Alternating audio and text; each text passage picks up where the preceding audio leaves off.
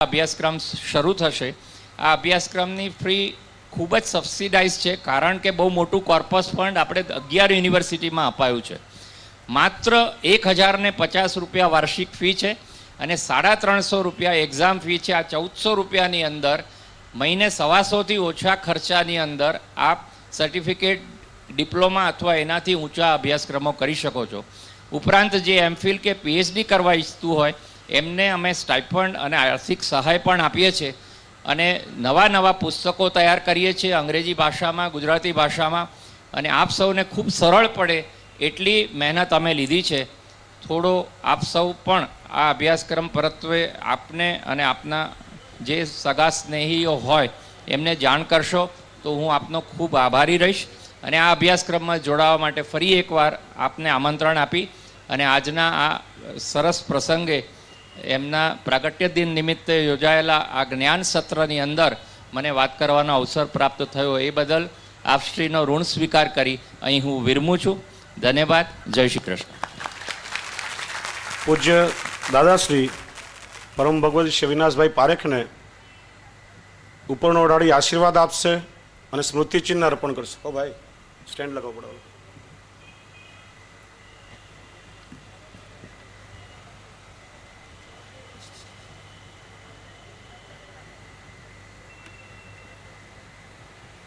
એક મિનિટ ઠેર જાઓ.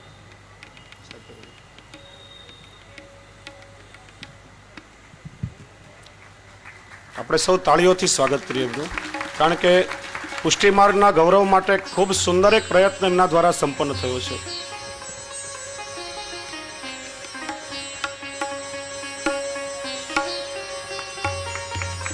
હવે પરમ આદરણીય શ્રદ્ધેય અવિનાશભાઈ ખૂબ ખૂબ આશીર્વાદ.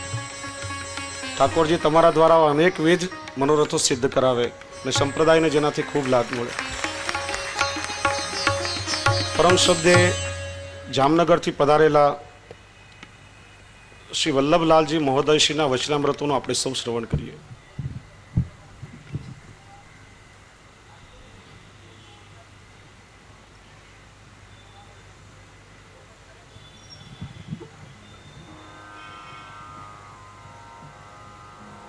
चिन्तयेत् भगवतश्चरणारविन्दं वज्राङ्कुशध्वजसरोरुहलाञ्छनाढ्यम् उत्तुङ्गरक्तविलसन्नखचक्रवाल ज्योत्स्नाभिराहतमहद्हृदयान्धकारम् श्रीकृष्णकृष्णसखवृष्णिवृषावनीथृक् राजन्यवंशदहनानपवर्गवीर्य गोविंद गोपवनिताव्रजभृत्यगीत तीर्थश्रवश्रवणमङ्गलपाहि भृत्यान् श्रीमदाचार्यचरणं शरणं सर्वदेहिनाम् अशेषदोषदहनं मस्तके राजताम्.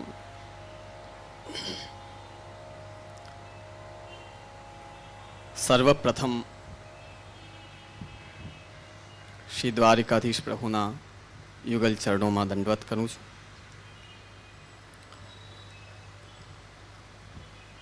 આજના આ શુભ દિવસે અહીં વિરાજમાન મારા પૂજ્યપાદ કાકાજી શ્રી વ્રજજીવનલાલજી કાકાજીને ચરણોમાં દંડવત કરું છું, જેમના દ્વારા આ સુંદર સત્રનું શુભ આયોજન યોજવામાં આવ્યો છે. અને તે આયોજનના આપ શ્રી મુખ્ય વક્તા છે એવા મારા અગ્રજ મહોદય દાદાભાઈ શ્રી દ્વારકેશલાલજીને નમસ્કાર કરું છું, પ્રણામ કરું છું. મોટા મંદિરથી પધારેલા અમારા દાદાભાઈ શ્રી પ્રશાંત દાદાભાઈને નમસ્કાર કરું છું. જીજીને મારા નમસ્કાર. આ સમસ્ત આયોજન માટે બહોળો સહયોગ ફાળવનાર મનોરથી પરિવાર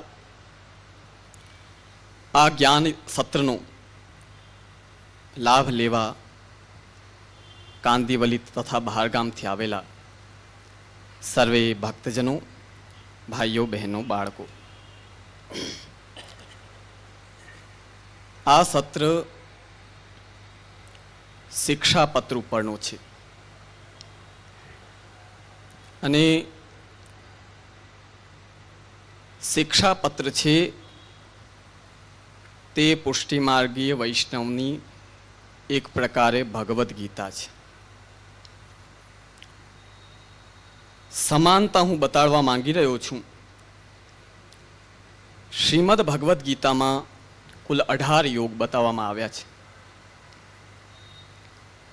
અને સૌથી પ્રથમ યોગ કયો છે ખબર છે? અર્જુન વિષાદ યોગો નામ. ભગવદ્ ગીતાની શરૂઆત વિષાદથી થાય છે.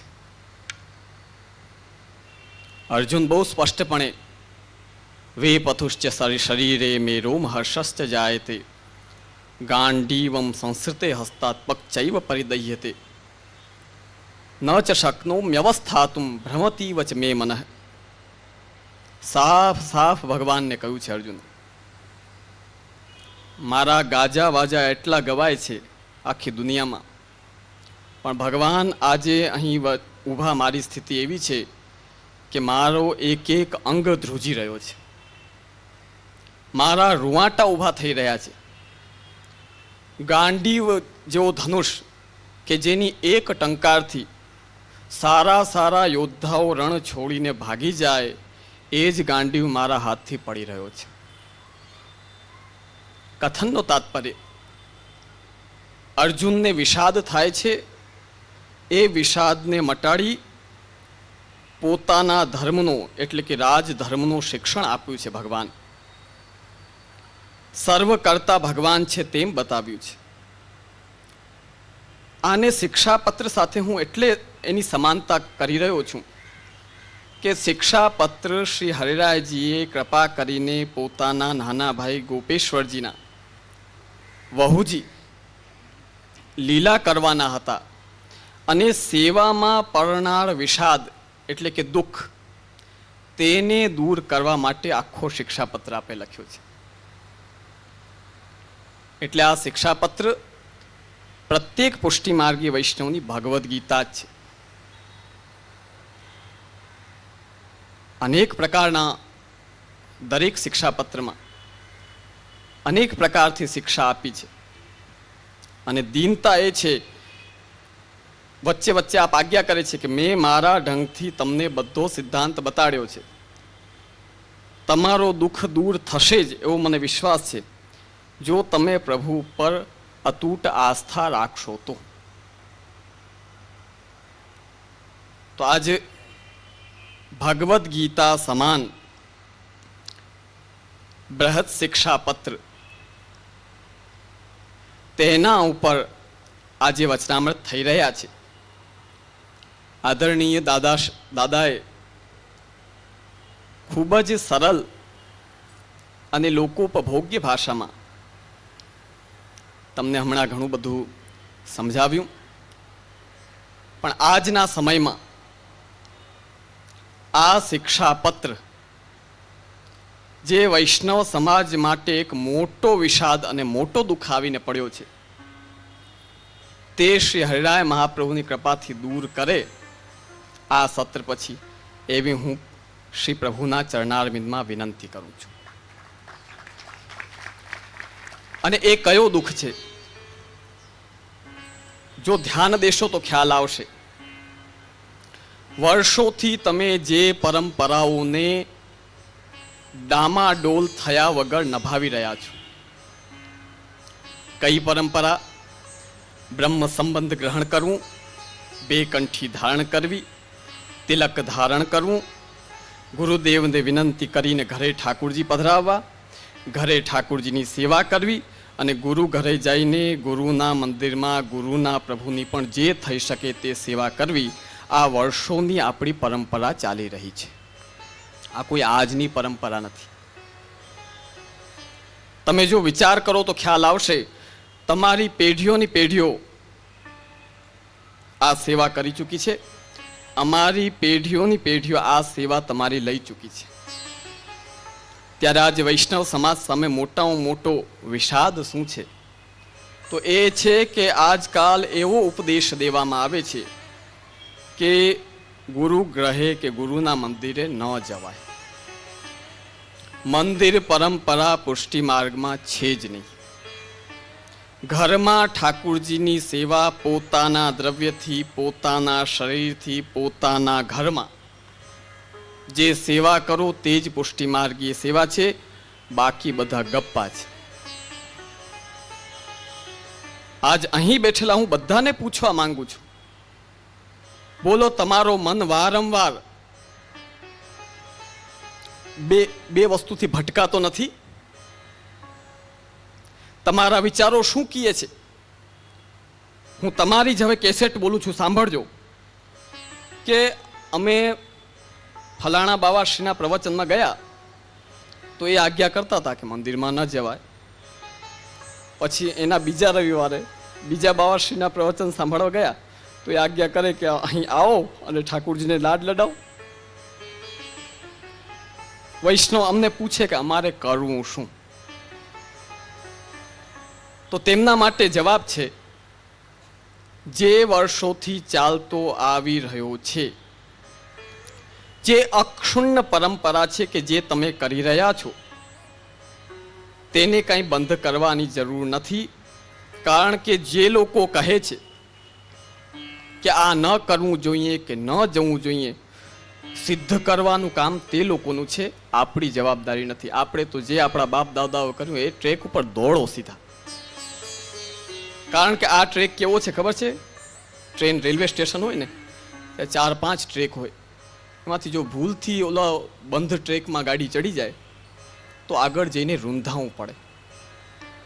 હમણાં બતાવવામાં આવતો જો આ ટ્રેક છે એ બંધ ટ્રેક છે, તેમાં જાઓ તો સમજીને જાજો, આગળ જઈને તમારી ગાડી બંધ થઈ જવાની છે. અને જે આવું કહેવાવાળા છે એની ગાડી બંધ થઈ ગઈ છે હમણાં, બોલ. તો કથનનો તાત્પર્ય કે તમે જે પરંપરામાં ચાલી રહ્યા છો તેને કાંઈ તેના ઉપર કોઈ શંકા નથી. કારણ કે જે દિવસે પૂર્ણમલ ક્ષત્રિયની સેવાથી, મહાપ્રભુજીની સેવાથી નહીં, પૂર્ણમલ ક્ષત્રિયની સેવાથી જ્યારે શ્રીનાથજીનો મંદિર બાંધીને શ્રીનાથજીને પાટે બેસાડ્યા અને પાટોત્સવ કર્યો મહાપ્રભુજીએ, તે જ દિવસથી પુષ્ટિ માર્ગમાં મંદિરની પરંપરા સિદ્ધાંતતઃ સિદ્ધ અને સ્થાપિત થઈ ગઈ. હવે મંદિર ન કહેવાવાળા છે એની જવાબદારી છે કે ઊંધે માથે શીર્ષાસન કરીને સિદ્ધ કરો વિદ્વાનોની વચ્ચે કે આ મંદિર પરંપરા ખોટી છે. અમારી તો પરંપરા બરાબર મહાપ્રભુજીએ સ્થાપિત કરી છે ને હમણાં સુધી ચાલે છે. હવે તમારે શીર્ષાસન કરવાનું છે કે આ પરંપરા ખોટી છે. આ વિષાદ જે વૈષ્ણવ સમાજમાં છે. બીજો કે ગોસ્વામી બાલક પોતાના વૈષ્ણવ ભક્ત પાસેથી યત કિંચિત સેવા લઈને ઠાકુરજીને, જેમ દાદાભાઈએ હમણાં કહ્યું, રાજભોગ કે જે કંઈ મનોરથ કરાવે, એના માટે શબ્દો વાપરવામાં આવે કે આ ભાડુતી સેવા છે. જોજો શું શબ્દો વાપરવામાં આવે? ભાડુતી સેવા. હું પૂછવા માંગુ છું, બ્રહ્મ સંબંધમાં વૈષ્ણવને તમે એટલે કે ગોસ્વામી બાળકો પોતાના ઠાકોરજી સામે જે કાંઈ બોલાવે છે એ શું બોલાવે છે? એ કહો. એ બોલાવે છે, હે પ્રભુ, હું મારી પત્ની, મારો પુત્ર, મારું ઘર, મારું બાર, મારું ધન, મારું આલોક ને પરલોક, હું બધું આપના ચરણમાં સમર્પિત કરું છું. આ શું છે ખબર છે? આ પ્રતિજ્ઞા છે. એટલે પુરુષોત્તમજી આજ્ઞા કરે છે, શાસ્ત્રે નિવેદનમ દાનમ અર્પણમ ત્રિવિધમ સ્મૃતમ દાનમ સ્વકીયતા ત્યાગ નિવેદનમ સમુદ્દેશ્ય દ્રવ્યસ્ય જ્ઞાપનમ મતમ દાનમ સ્વકીયતા ત્યાગ પરસ્વાપાદનમ વિધે અર્પણમ સ્વામી ભોગ્યસ્ય સ્વામીને જ્ઞાપનમ મતમ. નિવેદન એટલે કમિટમેન્ટ, દાન એટલે તો કોઈનું થઈ જવું, નિવેદનમાં કમિટમેન્ટ થાય છે, પણ સત્તા તમારી પાસે જ રહે છે. અર્પણ એટલે કે જે કમિટમેન્ટ કર્યું તેને સારી રીતે પ્રભુને પાછો અંગીકાર કરાવું. હવે હું પૂછવા માંગુ છું એ લોકોને કે તમે સિદ્ધાંત બતાવો છો કે ઊંઠા ભણાવો છો? બ્રહ્મ સંબંધમાં તમે પોતે પ્રતિજ્ઞા લેવડાવો, ગુરુ તરીકે વચ્ચે ઉભા રહ્યો, પોતે હાથમાં તુલસી લ્યો, પગમાં નહીં. સમજજો, ધ્યાન દેજો મારી વાત ઉપર. ગોસ્વામી બાળકો ચરણમાં નથી ધરાવતા, હાથમાં તુલસી લે છે અને ઠાકુરજીના ચરણમાં અંગીકાર કરાવે છે. અને જ્યારે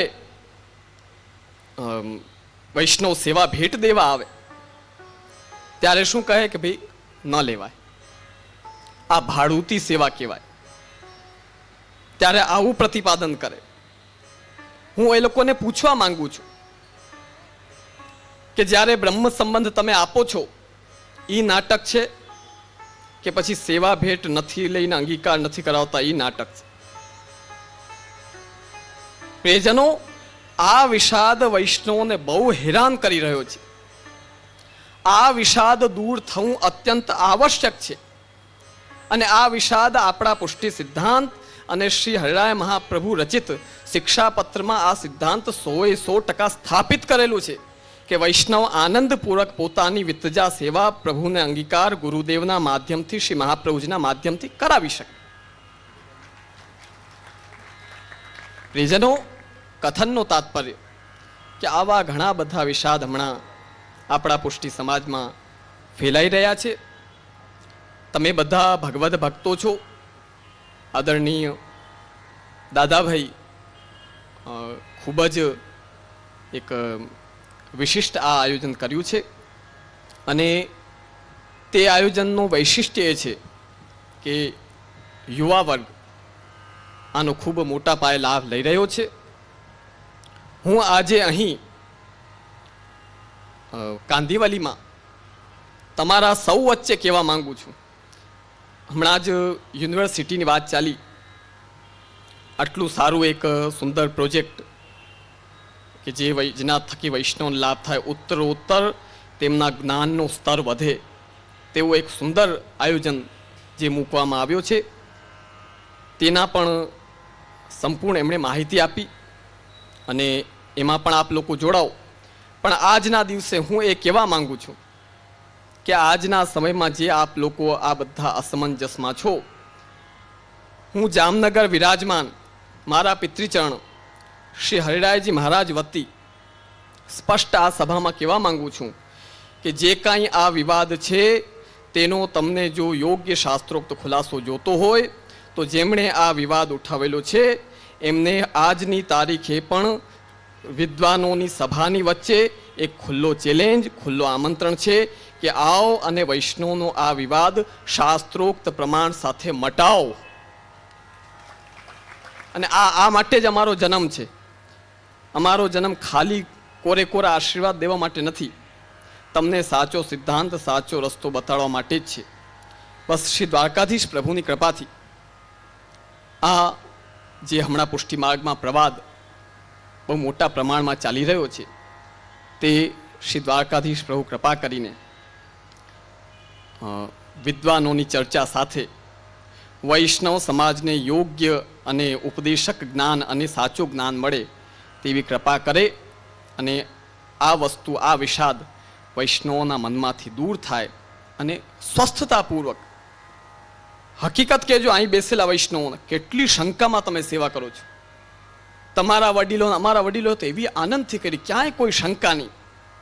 તમારે તો અહીં જશું તો આ થઈ જશે ને ત્યાં જશું તો તે થઈ જશે. અરે અજ્ઞશ્ચ અશ્રદ્ધાનશ્ચ સંશયાત્મા વિનશ્યતિ, સ્પષ્ટ કહે છે ભગવદ્ ગીતા. તો પ્રિયજનો, કથનનું તાત્પર્ય કે મહાપ્રભુજી કૃપા કરે અને યોગ્ય જ્ઞાનનો દીપ પ્રજ્વલિત થાય. મારા પિતૃચરણ 24 કલાક, અડધી રાતે કોઈ જો આ ખુલાસો ને આ વિષાદ સમાજમાંથી મળતો હોય તો તે માટે 24 કલાકમાં કહો ત્યારે હાજર છે. તો આજે જે આ સુંદર સત્રનું આયોજન કરવામાં આવ્યો છે અને આદરણીય પૂજ્ય દાદા ખૂબ જ એવી સુંદર ભાષામાં આપને લાભ દઈ રહ્યા છે. આપ સમસ્ત દિવસ એ લાભ પ્રાપ્ત કરો અને કૃતકૃત્ય બનો તેવી પ્રભુના ચરણોમાં વિનંતી કરી હું મારા વક્તવ્યને વિરામ આપું છું. ધન્યવાદ. હવે મુંબઈથી પધારેલા પરમ આદરણીય શ્રદ્ધેય મારા મિત્ર પ્રવર પરમ આત્મીય ગોસ્વામી શ્રી પ્રશાંત કુમારજી મહોદયશ્રીના વચનામૃત થશે. તો સૌ વૈષ્ણવ આપણે એમનો લાભ લઈશું.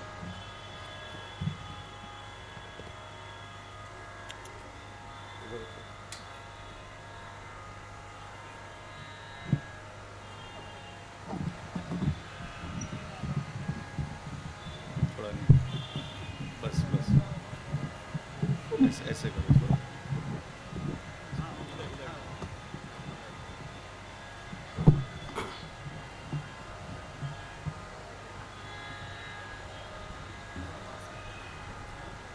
ठीक है, ठीक है. પૂજ્યચરણ હમણાં આજ્ઞા કરી. મને તો મનમાં થતું હતું આ વિવાદ જેના માટે હોય તેના માટે, પણ અમારા કાંદેવલીમાં તો આ વ્રજમાં રહેતા વ્રજ ભક્ત પ્રેમી વૈષ્ણવો છે. જો કોઈના મનમાં આવો વિષાદ હોય તો હવેલીમાં આટલી મોટી સંખ્યામાં વૈષ્ણવ આવે જ નહીં. ખૂબ પ્રેમી વૈષ્ણવો છે.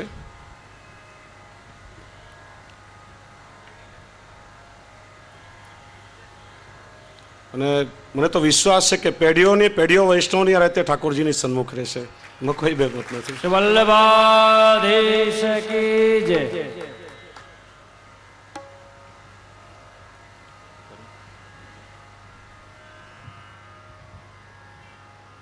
प्राकृत धर्मानाश्रयम् अप्राकृत निखिल धर्म रूपमिति निगम प्रतिपाद्यम यत्तच्छुद्धम साकृति स्तौमि.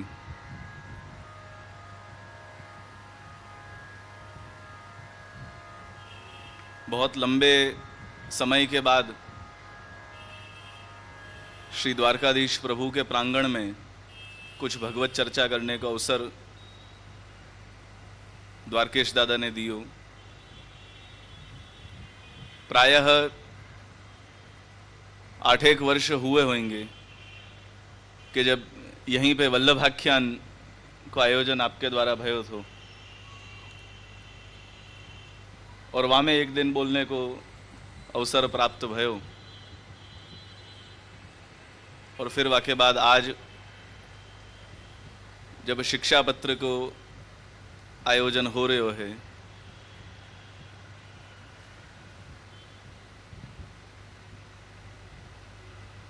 शिक्षा पत्र किन परिस्थिति में लिखायो गयो, क्यों लिखियो गयो, ये सब प्रायः आप लोग जानो ही हो और दादा ने भी खूब विस्तार पूर्वक या के विषय में आप लोग उनको कहो होएगो. सो पुनरावृत्ति करने की आवश्यकता मुझको लग नहीं रही है.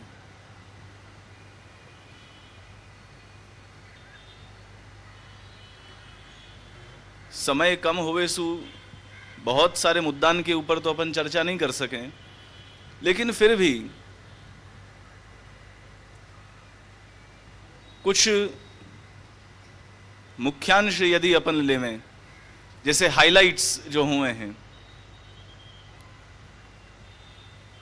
तो या अलौकिक ग्रंथ के जो हाइलाइट्स हैं, मुख्यांश, ऐसे कुछ बिंदुन को अपन स्पर्श करें और वाकु अपन समझने की चेष्टा करें.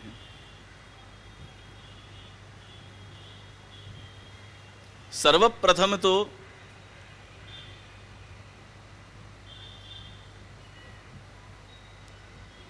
अपन ये जाने हैं कि श्री हरिराय जी को अपने संप्रदाय में शिक्षा सागर की उपमा दी गई है. श्री हरिराय जी को योगदान संप्रदाय में अभूतपूर्व है, अद्वितीय है, ये अपन सबको स्वीकारना पड़ेगा. क्योंकि मार्ग के तत्वन को और रहस्यन को, भावन को उनने जो उद्घाटन कियो है, वो उनको औदार्य, उनको ऋण हम कभी चुका नहीं सके हैं।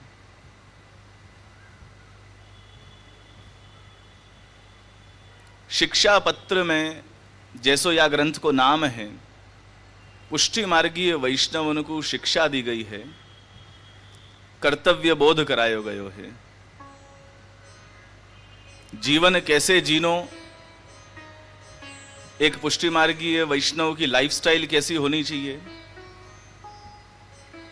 वाको उपदेश दियो गयो है। साथ साथ इंग्लिश में जैसे कि हमें डूज एंड डोंट्स, क्या हमको करना चाहिए और क्या हमको नहीं करना चाहिए, ये बात को भी सम्यक रूप से ज्ञान या ग्रंथ में दियो गयो है। तो एक प्रकार से हम कह सकें कि शिक्षा पत्र हमारो मार्गदर्शक है, पथ प्रदर्शक है। और यही कारण है कि इतने वर्षन सु 3-4 शताब्दियां बीत गई हैं, आज भी प्रत्येक वैष्णव के घर में नियम सु शिक्षा पत्र को पाठ होवे है। वो या के लिए कि हमको हमारे कर्तव्यन को बोध ये ग्रंथ हमको करावे है। अनेक बातें बताई गई हैं, लेकिन वाको स्वारस्य एक हाइलाइट्स के रूप में कुछ 4-5 मुद्दान पे अपन चर्चा करेंगे। वहां में सर्वप्रथम ये कि श्री हरिराय महाप्रभु ने अत्यधिक भार सत्संग के ऊपर दियो है कि प्रत्येक वैष्णव को अनिवार्य रूप से भगवदीयन को, तादृशीन को संग करनो है, उनके अनुभव लेकर के अपने जीवन यात्रा को आगे बढ़ानी है और भक्ति के पथ पे अग्रसर होना है। अब यह सत्संग को लेके ही बहुत बड़ी विडंबना है कि सत्संग एक्चुअली क्या है। कोई भी व्यक्ति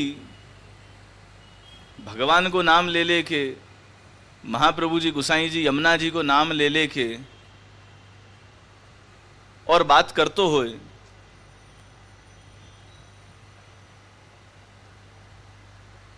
लेकिन वाकई बात में सच्चाई कितनी है, वाकई बातन में गहराई कितनी है, ये परख हमको होनी चाहिए। यदि वो परख अपन में नहीं होए तो फिर हम वाकई बातन में आके बरगला जावे। तो सत्संग भी कौन सो संग सत्संग है और कौन सो संग दुस्संग है, या की पहचान आपको पैदा करनी पड़ेगी।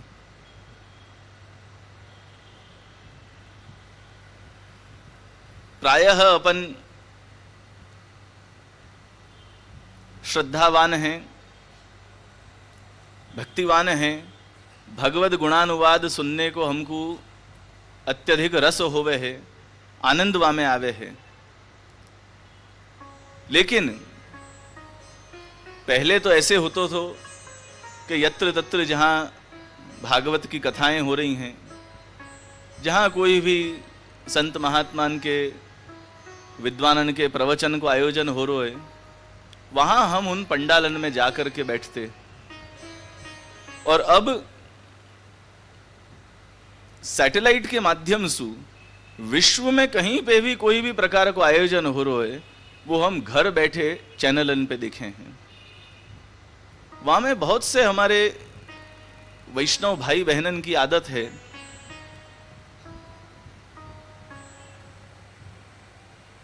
कि कुछ भी भगवत गुणानुवाद सुननो। तो कई लोगन के घरन में भी हमारी पधरामणी हो तो हमने देखो है कि रसोई में भी एक छोटो टीवी, आजकल तो वो फ्लैट स्क्रीन भी आ गए हैं, तो बहुत ज़्यादा जगह भी नहीं घेरे, एक आध खूणा में कहीं कैबिनेट में कहीं लगा दें तो भी वाको आनंद ले सकें। तो ऐसे सुबह रसोई करते जाएं और टीवी सुबह 8 बजे को एक फलाने बापा को सत्र चल रहा है, 9 बजे ढिकणे महाराज को एक सत्र है, 10:30 बजे फलाने बाबा जो है कुछ बोल रहे हैं, सबको सुनने में आपत्ति नहीं है, लेकिन सबसे पहले आप ये विचार करो कि अपने आचार्य चरण के जो सिद्धांत हैं उन सिद्धांतन को अपन ने हृदय आरूढ़ कियो है कि नहीं। अब वो एक कथाकार हैं, बहुत विद्वान हैं, बहुत प्रसिद्ध हैं और महाप्रभु जी की दुहाई ले रहे हैं उनकी कथा में। अभी 10-15 दिन पहले ही मैंने सुनी और महाप्रभु जी की दुहाई ले लेके पंडाल में हजारन की संख्या में जनता बैठी है।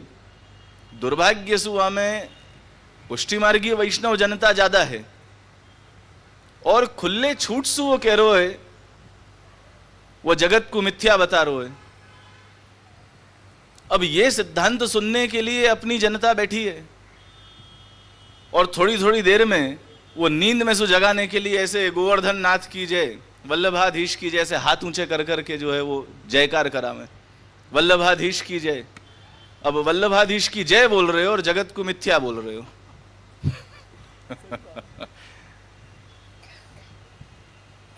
तो क्या ऐसी कथा वाकू क्या सत्संग आप कहोगे? कदापि नहीं। तो ये ज्ञान पैदा करो आप लोग। वाके लिए श्री हरिराई जी बहुत भार देके के में अन्य श्रवण अन्य कीर्तन को त्याग। कीर्तन में भी श्री हरिराय महाप्रभु ने गाया है, अन्य श्रवण कीर्तन तज निस दिन, सुनो सुबोधिनी जी जिये धरी नेम। जब तक हमारे वैष्णवजन हंस वृत्ति नहीं पैदा करेंगे तब तक या रोग से मुक्त नहीं होंगे। हंस वृत्ति क्या कि कै हंस मोती चुगे कै लंघन कर जाए, ऐसी जो है एक जनश्रुति है। तो एक संकल्प लो, एक नियम लो कि हम कथा प्रवचन उपदेश श्रवण करें तो हमारे आचार्यन को श्रवण करें। जो वल्लभ कुल परंपरा में जो आचार्य बालक हैं उनको श्रवण करें। दूसरे जो वल्लभ कुल के आचार्य बालक अंशु आज्ञा प्राप्त जो शास्त्री हैं, जो विद्वत जन हैं, जिनको हमारे बड़े ने आज्ञा दी है कि आप हमारे वती आप पुष्टि धर्म को उपदेश जनता को दो, वैसे उन विद्वानन को श्रवण आप करो। और विनको यदि अभाव होए तो खाली वो कान की कुचर मिटाने के लिए हम कुछ भी सुन लें, ऐसी वृत्ति को त्याग करो और हंस वृत्ति को अपनाओ। ये परम आवश्यक है, क्योंकि जब तक ये नहीं करोगे तब तक उन अपसिद्धांतियन के जो गैर मार्ग पे अपने को ले जा रहे हैं उनकी बातन में आके आप भ्रांत होने ही वाले हो। वाको एक बहुत दृष्टांत मैं आपको दूं, ये मैं उन लोगों की बात कर रहा हूं, अपनो सिद्धांत नहीं है। वे लोग क्या कह रहे हैं, उनकी बातें देखो कितनी चिकनी चुपड़ी हुए और बहुत मजा आवे उनकी बातन में, और वो कैसे अपने को बरगला सकें, वाको एक उदाहरण है। वे लोग क्या कह रहे हैं कि ब्रह्म सत्य है और जगत मिथ्या है, और वा ब्रह्म को सत्य मान के वाको निर्गुण निराकार बतावे हैं कि वो निर्गुण है, वो निराकार है, निर्धर्मक है। वाके लिए वो दृष्टांत कैसे देवे, उनको लॉजिक देखो कितना जबरदस्त है कि यदि आपको अपने सिद्धांतन को ज्ञान नहीं होएगा तो आप निश्चित रूप से उनकी बातन में आ जाने वाले हो। वो उदाहरण कैसे देवे, वो कहवे हैं कि 24 टच को सोना होए वाकू घाट घड़ने में नहीं आवे हैं। आप स्वर्ण को यदि आप कोई भी कंकण, कुंडल, हार, माला इत्यादि मुद्रिका कुछ भी आप बनाने के लिए आप दोगे तो वहां में कुछ न कुछ धातु को मिश्रण करना पड़ेगा, तो ही वो हार कुंडल कंकण बनेगो। तो उनको कहने को तरीका देखो कि 100 टच के सोना को घाट नहीं दियो जा सके है।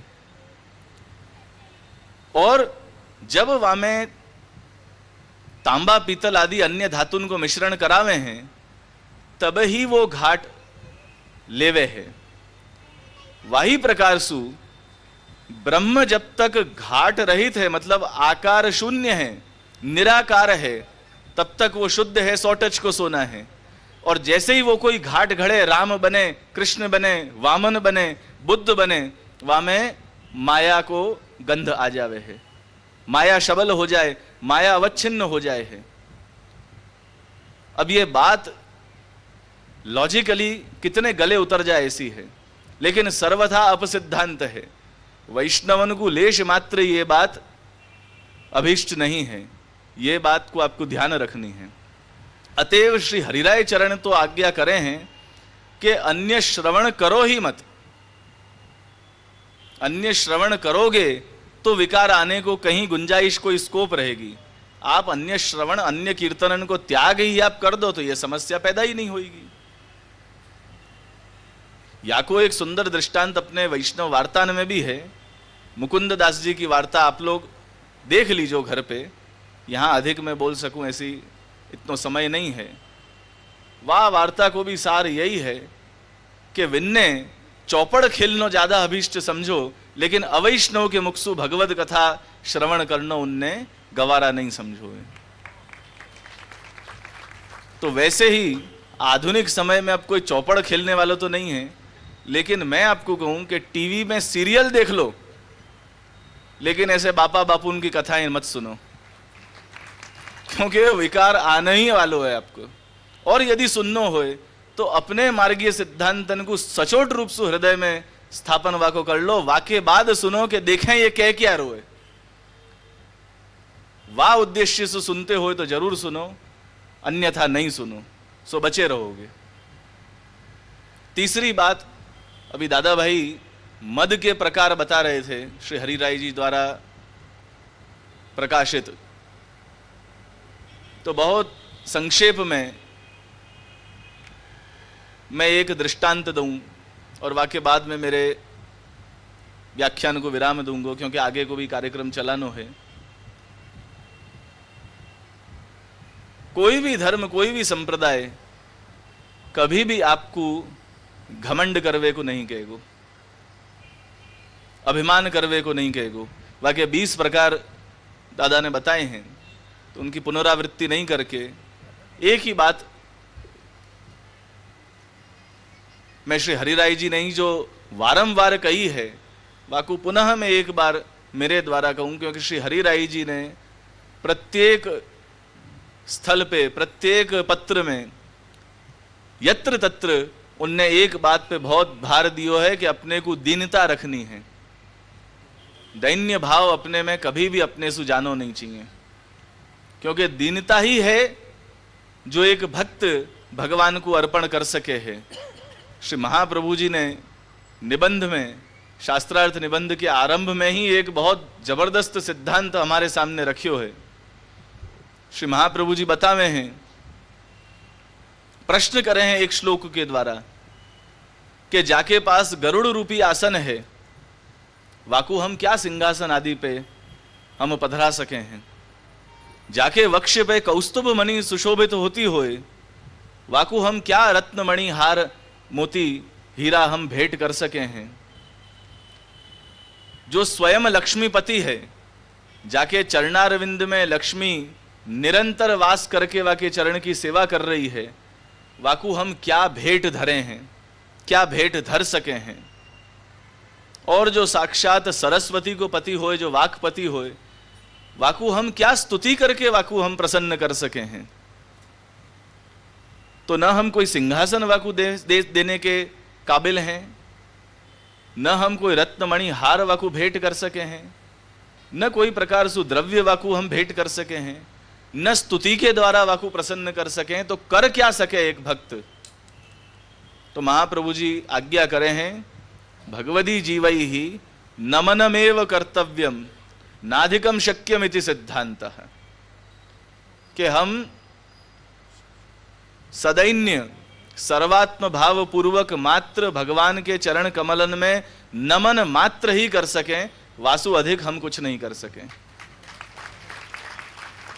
न अधिगम शक्यम इति सिद्धांतः, ये सिद्धांत है। अपितु दैन्य भाव पूर्वक, विनम्रता पूर्वक, सर्वात्म भाव पूर्वक भगवान के चरण कमलन में, श्रीमद आचार्य चरण, श्रीमद प्रभु चरण के चरणारविंद में, अपने गुरु और समस्त वल्लभ कुल के चरणारविंद में वही श्रद्धा, वही दीनता रख के हम सब नमन कर सके हैं। एक दृष्टांत मैं दूं। एक गुरु थे, उनको आश्रम थो और वहां पे उनके कुछ चुनिंदा शिष्य उनके पास रहते थे और उनके पास अभ्यास करते थे, विद्या ग्रहण करते। अमुक वर्ष के उपरांत जब उनको विद्याभ्यास संपूर्ण भयो, तब ऐसी अपनी एक ऋषि आचार्य परंपरा ऐसी रही है, गुरु शिष्य परंपरा, के गुरु अपने शिष्य अपने गुरु के पास रहवे है अंतेवासी बन के, और विद्या अभ्यास करने के बाद जब वापस वाके घर लौटने को समय होए तो कोई गुरु दक्षिणा देवे है। तो इन सब ने इकट्ठे होके और अपने गुरु से पूछी कि हम आपको गुरु दक्षिणा में क्या देवें, आप मांगो सो हम देवें। तो गुरु ने कही कि मैं जो मांगूंगा वो तुम नहीं दे पाओगे, तो तुम स्वेच्छा से जो तुमको ठीक लगे वो मुझको दे के और चले जाओ। फिर भी उनने जिद करी कि नहीं, आप हमको कहो कि हम क्या देवें। तो वह गुरु ने फिर कही कि जाओ और संसार में जो सबसे तुच्छ वस्तु है तुम लाके मेरे को दे दो, मेरे को वही चाहिए, वासु अधिक मुझको कोई अपेक्षा नहीं है। अब ये जो है वो तीनों चारों शिष्य विचार में पड़ गए कि मांग मांग के भी गुरु ने ये क्या मांगो। तो गए वो संसार की सबसे तुच्छ वस्तु ढूंढने के लिए। रास्ता में ही उनको मट्टी मिली। मट्टी लाने को उनने विचार किया तो मट्टी ने मना कर दी कि भाई तुम मेरे को क्यों सबसे तुच्छ वस्तु समझ रहे हो, मैं तो कितने जामे तुम जल भर के पियो, ऐसे घड़ा बनाने में मेरो जो है वो काम लगे है, तो फिर मैं तुच्छ कैसे भाई। ठीक है, वाकू छोड़ दियो। पत्थर पड़े थे तो इन शिष्य ने समझी कि पत्थर से ज्यादा तुच्छ क्या होएगो। तो जैसे ही पत्थर को उठाने गए, पत्थर ने कही कि मैं सबसे तुच्छ कैसे हूं, मैं हूं तो ही तो तुम्हारे भवन, तुम्हारे घर बन रहे हैं, मेरे बिना तुम रहो काहे में। बोले ठीक है, तुम भी तुच्छ नहीं हो। कचरा को ढेर पड़ो तो कचरा को ढेर उठाने गए तो वाने भी कही कि भाई मैं ही तो खाद बनू हूं, जाकू तुम खेत में डालो और तुम्हारे अनाज पैदा हुए हैं और फिर तुम खाओ, तो मैं तुच्छ कैसे भाई।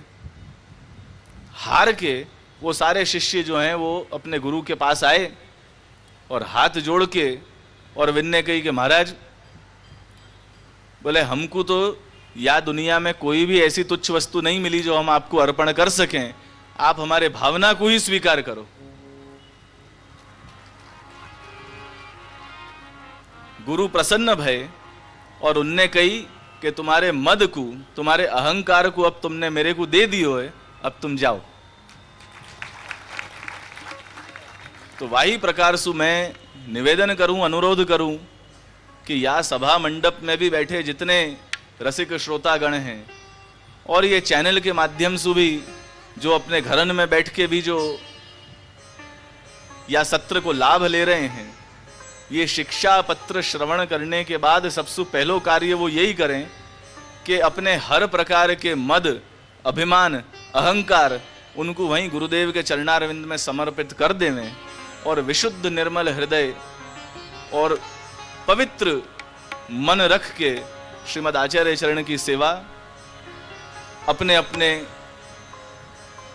सेव्य स्वरूप प्रभु की सेवा और अपने गुरु की सेवा वो सर्वात्म भाव से करें।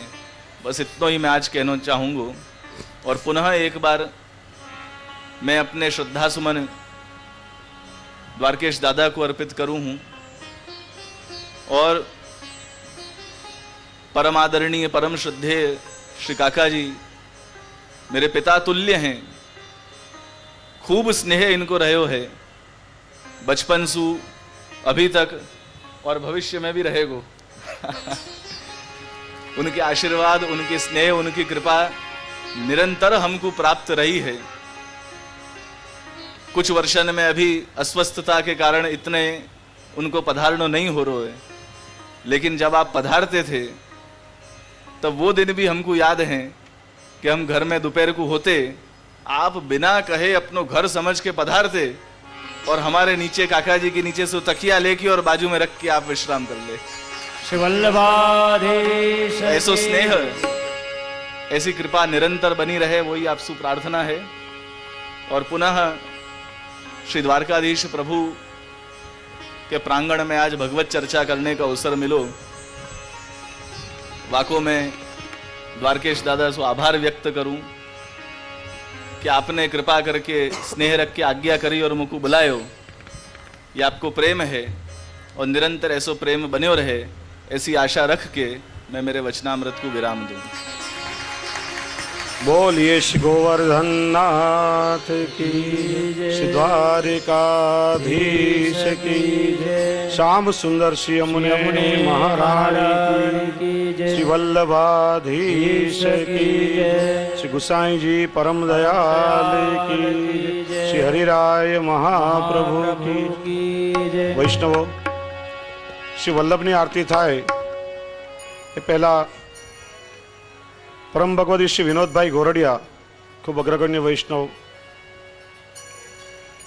શ્રી નટુભાઈ સંઘવી, અમારા દાદાજીના કૃપાપાત્ર શ્રી નરેન્દ્રભાઈ કાટકોરિયા, પરમ ભગવદી દક્ષાબેન દત્તાણી અને કાંદિવલીના જ પરમ ભગવદી અજયભાઈ ખત્રી કે જેમના જબ્બા ઠેઠ મુંબઈથી અમેરિકા સુધી લોકપ્રિય બન્યા છે, આ બધા વૈષ્ણવો પૂજ્ય દાદાશ્રી પાસે આવશે અને આશીર્વાદમાં ઉપરણા પ્રાપ્ત કરશે।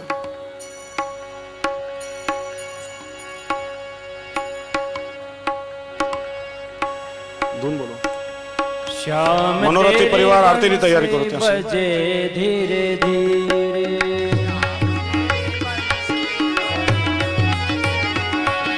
श्याम तेरी बंसी बजे धीरे धीरे,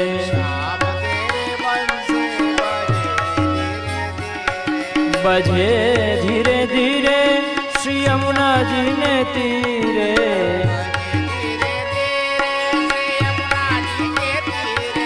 बजे धीरे धीरे श्री यमुना जी ने तीरे,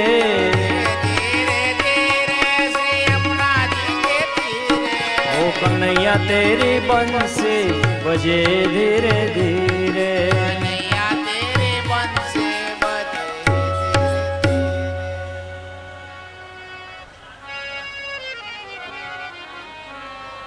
વિનોદભાઈ, ચલો આરતીનું ગાન કરીએ સાથે મળી। વિનોદભાઈ, નરેન્દ્રભાઈ, દક્ષાબેન, નટુભાઈ સંઘવી પૂજ્ય દાદાશ્રી પાસે આવીને ઉપરણા મેળવે। અહીં આરતી આ બાજુથી આવો, આ બાજુથી અહીં આરતીનો ક્રમ ચાલુ રહેશે। आरती वल्लभ वर की कीजे, अपनो जन्म सफल कर लीजे। आरती वल्लभ वर की कीजे, अपनो जन्म सफल कर लीजे। तेरी जन के कारण आए, साथ श्री गोवर्धन नाथ को लाए। आरती वल्लभ वर की कीजे, अपनो जन्म सफल कर लीजे। आरती वल्लभ वर की कीजे, अपनो जन्म सफल कर लीजे। श्री भागवत मर्म समझायो, लीला रस भूतल प्रगटायो। आरती वल्लभ वर की कीजे, अपनो जन्म सफल कर लीजे। आरती वल्लभ वर की कीजे, अपनो जन्म सफल कर लीजे। निज जन के सब दोष मिटाए, सबको ब्रह्म सबोध कराए। आरती वल्लभ वर की कीजे, अपनो जन्म कर लीजे। आरती वल्लभ वर के कीजे अपनो जन्म सफल कर। सेवा रीत प्रीत सिखलाए पुष्टि मार्ग की ज्योत जलाए। आरती वल्लभ वर के कीजे अपनो जन्म सफल कर लीजे। आरती वल्लभ वर के कीजे अपनो जन्म सफल कर। अब तो इतनी करुणा कीजे वल्लभ अपनी शरण में लीजे, शरण में लीजे, शरण में लीजे। आरती वल्लभ वर के कीजे अपनो जन्म सफल कर लीजे।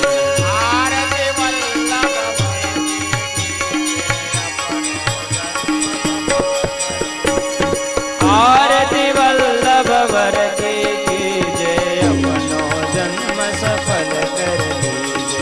आरती वल्लभ वर के कीजे अपनो जन्म सफल कर लीजे। બોલીએ શ્રી દ્વારિકાધીશ ईश की जय। થોડી જ વારમાં નિકુંજ નાયક શ્રી દ્વારકાધીશ પ્રભુના પુષ્પ આરતી લેવાની નહીં પુષ્ટિમાર્ગ કાલે પણ સમજાવેલી આ વાત પુષ્પ વિતાનના મનોરથની ઝાંખી થશે મહેરબાની અચ્છા આગળથી ગાડલા લઈ લો અહીંથી થશે દર્શન પણ ધક્કામુક્કી કર્યા વગર ખૂબ શાંતિથી કતારમાં દર્શન કરીને વચ્ચે રસ્તો કરાવી દેજો પૂજ્ય દાદાશ્રી અને બાળકો હમણાં ત્યાં પધારશે વોલેન્ટિયર અહીંથી દરવાજા સુધી વચ્ચે રસ્તો કરાવી દેજો આશ્રયનું પણ भरोसो दृढ़ चरणन के भरोसो दृढ़ चरणन के दृढ़ चरणन के भरोसो दृढ़ चरणन के भरोसो। આ ગેટમાંથી કોઈને પણ અંદર એન્ટ્રી નહીં આપશો વોલેન્ટિયર્સ બધા આ ગેટમાંથી કોઈને પણ એન્ટ્રી નહીં મુખ્ય ગેટમાંથી દર્શન માટે જશે બધા श्री वल्लभ नख चौंद छटा बिन श्री वल्लभ नख चौंद छटा बिन सब जुग मा जय अंधेरो भरोसो दृढ़ चरण